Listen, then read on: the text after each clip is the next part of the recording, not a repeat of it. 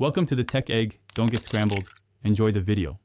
In this video, I will show you how to open a Chevy Impala key fob. First, ensure you have a small flathead screwdriver and a fresh CR2032 battery ready. Begin by locating the small release button on the side of your key fob. Press this button firmly, then gently pull out the emergency key blade. This key is essential for the next step and provides access to the internal components. Now that the emergency key is out, you'll see a small slot where it was.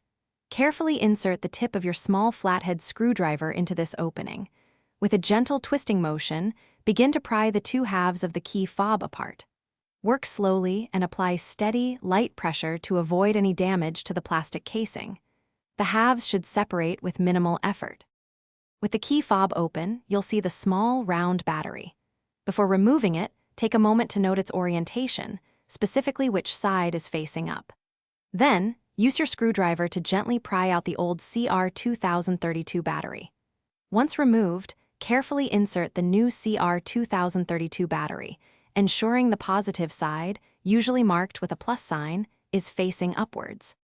To reassemble your key fob, carefully align the two halves and press them firmly together until they snap securely into place.